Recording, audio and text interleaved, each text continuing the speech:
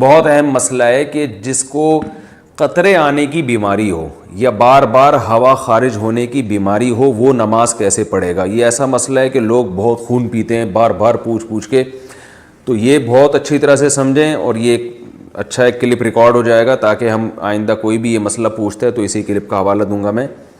مسئلہ خوب اچھی طرح سمجھیں. اس بارے میں ہمارے پاس حمنہ بنت جہش رضی اللہ تعالی عنہ اور زینب بنت جہش رضی اللہ تعالی عنہ کی احادیث موجود ہیں کہ ان کو لیکوریا کی بیماری تھی, بار بار ان کو بلیڈنگ ہوتی تھی. آپ صلی اللہ علیہ وسلم نے ان کو حکم دیا کہ وہ ہر نماز کے لیے وضو کریں گی اور اسی وضو سے وہ جتنی چاہیں نمازیں پڑھیں. تو اس سے علماء نے استدلال کیا ہے کہ کسی کا وضو ٹھہرتا ہی اگر نہیں ہے کہ وہ یعنی جب بھی نماز پڑھتا ہے تو نماز کے دوران وضو ٹوٹ جاتا ہے یا نماز سے پہلے ہی ٹوٹ جاتا ہے, تو وہ یعنی ہوا خارج ہوتی ہو یا پیشاب کا قطرہ نکلتا ہو تو بار بار وضو ٹوٹ رہا ہے, تو ایسا شخص پھر معذوروں کی فہرست میں داخل ہے. معذور کا حکم یہ ہے کہ وہ ایک وضو سے اس وقت کے اندر جتنی چاہے نمازیں پڑھ لے, فرض نماز بھی, سنت بھی, نوافل بھی.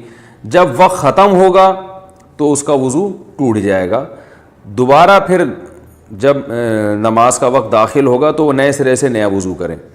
تو جو بیماری ان کو لاحق ہوئی ہے اس بیماری کی وجہ سے وضو نہیں ٹوٹے گا. جیسے کسی کو پیشاب کے قطروں کا مرض ہے تو ایسا معذور کا پھر پیشاب کا قطرہ نکل گیا تو وضو نہیں ٹوٹے گا. ہاں ہوا خارج ہوئی تو وضو ٹوٹ جائے گا. اور اگر کوئی ہوا کا مریض ہے, اور میری چونکہ تھوڑی سی مزاح کی بھی عادت ہے, ہمارے مدرسے میں کچھ طلبہ ایسے تھے جن کو کوئی بیماری تھی, وہ نا ان کی ہوا بہت خارج ہوتی تھی تو ان کو وہ الگ سے وہ نماز پڑھتے تھے. تو ہم نے مذاق میں ان کا نام رکھا ہوا تھا کہ یہ پاک فضائیہ انہوں نے جوائن کر لی ہے, ٹھیک ہے نا. تو جو بھی اس قسم کے معذور تھے نا, ہم ان کو یہی ایک وہ تانا دیا کرتے, تانا تو نہیں, ایک مزاح کرتے تھے کہ آپ جماعت سے نماز نہیں پڑھ رہے, آپ الگ نماز پڑھ رہے ہو تو خیریت. تو کہتا تھا یار میں بھی پاک فضائیہ میں آ گیا ہوں. تو یہ مزاح ہوتا تھا ان کے ساتھ, اس کو مزاح ہی سمجھیں, کچھ اور نہ سمجھیں. تو ہوا بار بار خارج ہوتی ہے. ایک تو پاک فضائیہ وہ ہے جو واقعی پاک فضائیہ ہے, جو ایئر فورس ہے ہماری, وہ تو ہمارے لیے قابل فخر ہے. یہ فضائیہ سے مراد وہ والی فضا نہیں ہے, یہ کوئی اور والی فضا مراد ہے اس سے. تو بار بار کسی کی ہوا اگر خارج ہو رہی ہے, بار بار پیشاب کا قطرہ خارج ہو رہا ہے اور نماز کے دوران بھی قطرہ خارج ہو جاتا ہے, تو پھر اس کے لیے حکم یہی ہے کہ وہ اسی وضو سے جتنی چاہے نمازیں پڑھے. جب نماز کا وقت ختم ہوگا, نیا وقت داخل ہوگا, تو نئے وضو سے پھر وہ نئی نمازیں, وہ جتنی نمازیں چاہے پڑھیں گا. یعنی ایک وضو سے وہ اگلے وقت کی نمازیں نہیں پڑھ سکتا بس, لیکن کسی اور وجہ سے وضو ٹوٹا تو ٹوٹ جائے گا.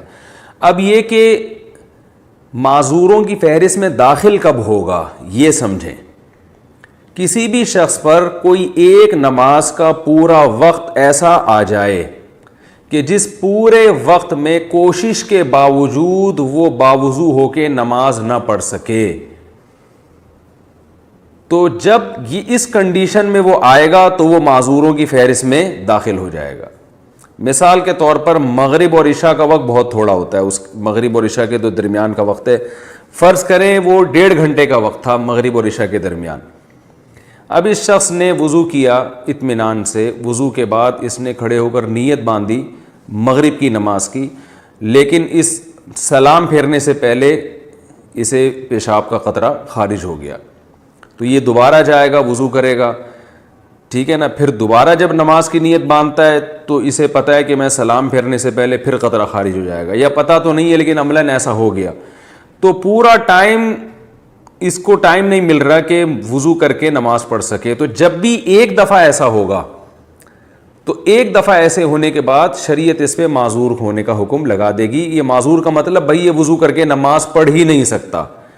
تو جب ایک دفعہ معذوروں کی فہرست میں داخل ہو گیا تو اب ہر نماز میں یہ ضروری نہیں ہے کہ پورا ٹائم اسے یہ قطرہ آتا رہے, کیونکہ یہ تو بڑا حرج ہو جائے گا نا, پورا ٹائم کون چیک کرتا رہے گا. تو ایک دفعہ جب معذوروں کی فہرست میں داخل ہو گیا تو اب وہ ہمیشہ کے لیے معذوروں ہی کی فہرست میں رہے گا. اب اس معذوروں کی فہرست سے نکلے گا اس وقت جب پورا ٹائم نماز کا گزر جائے اور ایک دفعہ بھی قطرہ خارج نہ ہو. یعنی آپ یوں سمجھ لیں کہ مغرب سے عشاء کے دوران اس نے تجربہ کر کے دیکھا کہ بھئی میں پورا ٹائم گزرتا ہے نماز نہیں پڑھ پاتا میں، اور وہ قطرہ خارج ہو جاتا ہے، تو یہ نوٹ کر لے کہ بھئی میں معذوروں کی فہرست میں داخل ہو گیا۔